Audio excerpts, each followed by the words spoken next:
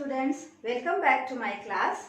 Let's now continue with past continuous tense. Students, मैंने आपको पहले भी बताया था कि प्रेजेंट टेंस के कंपैरिजन में यदि आप पास्ट टेंस को पढ़ेंगे तो आपको बहुत जल्दी याद होगा।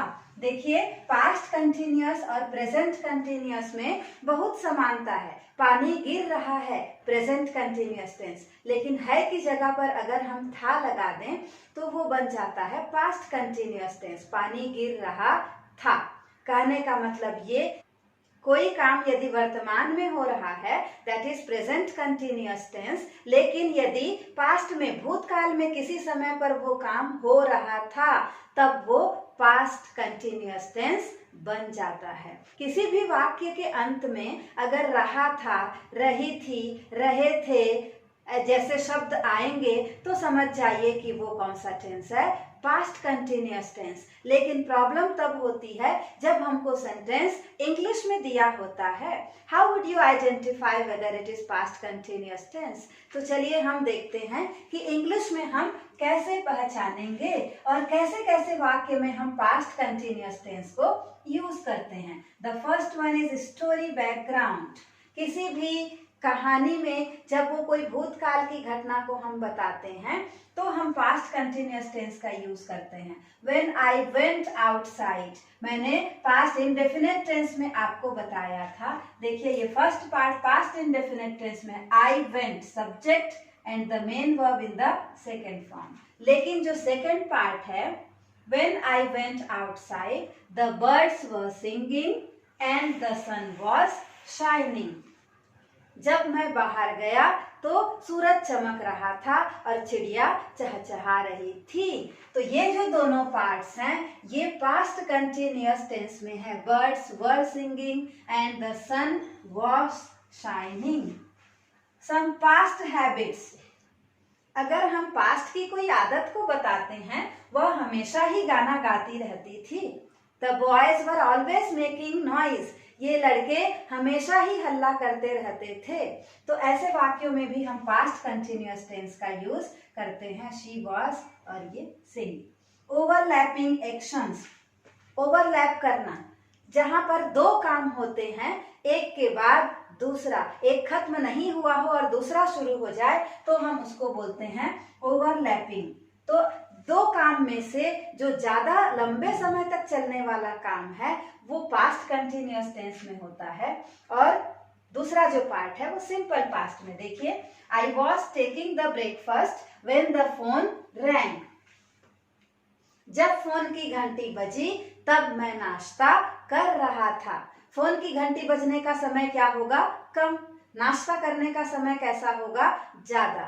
तो वो part, the action which is of longer duration will be in past continuous tense. नाश्ता करने का काम जो कि लंबा है इसलिए ये पार्ट past continuous tense में है।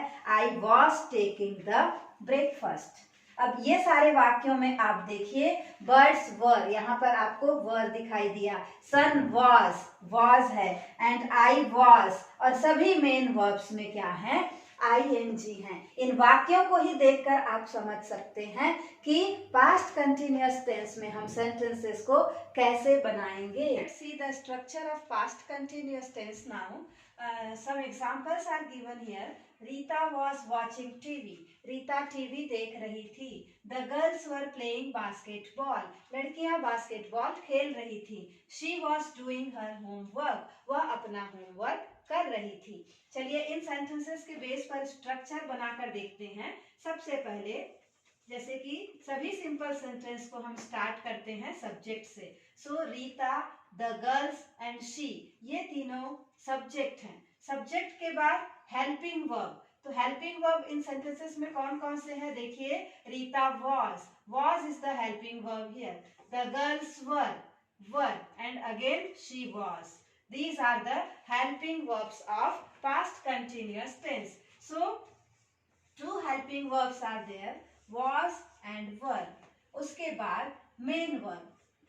चूंकि टेंस में कंटिन्यूअस वर्ड है, मैंने आप लोगों को प्रेजेंट कंटिन्यूअस टेंस में भी बताया था, जिस भी टेंस में कंटिन्यूअस वर्ड होगा तो वहां पर हम मेन वर्ब में ing लगाएंगे और ये जो ing है वो हमेशा फर्स्ट फॉर्म के साथ ही लगाया जाता है. And at last the object.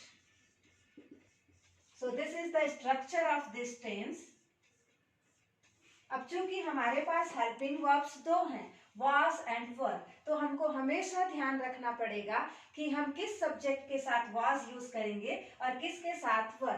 तो I, जितने भी हमारे सिंगुलर सब्जेक्ट्स हैं, I, he, she and it, इन सब के साथ हम यूज करते हैं was. और जो प्लूरल सब्जेक्ट्स हैं, प्लूरल में कौन कौन से आते हैं? First person plural we and then you and then they. ये तीनों के साथ हम यूज करेंगे were. अगर आप बाय रूल ये हेल्पिंग वर्ब्स याद नहीं भी रखते तो आपको ये याद रखना है कि was मतलब होता है था, were मतलब होता है थे. तो जो भी सब्जेक्ट सिंगुलर होगा वहां पर हम was लगाएंगे. रीता, रीता इज सिंगुलर, इसलिए यहाँ पर क्या लगा? was. द गर्ल्स, देखिए ये प्लूरल है, लड़कियां एक से ज्यादा है, इसलिए हमने यहाँ पर यूज किया were. So the rule is with I, he, she, it we use was, and with we, you and they were is used. अब चलिए देखते हैं नेगेटिव एंड इंटरोगेटिव सेंटेंसेस कैसे बनाते हैं. नेगेटिव सेंटेंस बनाना बहुत ही आसान है. सिर्फ आपको हेल्पिंग वर्ब्स के बाद नॉट यूज करना है. Rita was watching TV. अब वॉज के बाद अगर आप नॉट लगा देंगे तो the sentence becomes negative one और सेंटेंस क्या हो जाएगा? Rita was not watching TV. तो अब हमारा सेंटेंस नेगेटिव बन जाएगा. Rita was not watching TV. सिर्फ हमको नॉट लगाना है एंड वो हेल्पिंग वर्ब के बाद. अब हम इस सेंटेंस को अगर हम इंटरोगेटिव बनाना चाहें, प्रश्नवाचक वाक्य, तो हम हमेशा की तरह क्या करेंगे? जो हेल्पिंग वर्ब है उसको हम सेंटेंस के स्टार्टिंग में ले आएंगे. And now our interrogative sentence always starts with helping verb. अब सेंटेंस क्या हो जाएगा? Was Rita watching TV and the question mark. क्या रीता टीवी देख रही थी? अब हम इसी सेंटेंस में कोई दूसरा क्वेश्चन अगर जोड़ना चाहें तो वो हमेशा इंट्रोगेटिव सेंटेंस में ही जुड़ता है. सपोज आपको लिखना है कि why was, why लिख देंगे तो ये हो जाएगा रीता टीवी क्यों देख रही थी. Why was Rita watching TV. अगर हम यहाँ when लगा देंगे तो ये बन जाएगा when was Rita watching TV. Rita TV कब देख रही थी. तो इस तरीके से ये जो वर्ड्स हैं WH क्वेश्चंस वो हमेशा इंट्रोगेटिव सेंटेंस में ऐड किए जाते हैं. Why Rita was watching TV बोलेंगे तो वो सेंटेंस रॉन्ग हो जाएगा. Okay okay students, thank you for watching this video. Keep watching the videos and keep writing the comments. Thank you.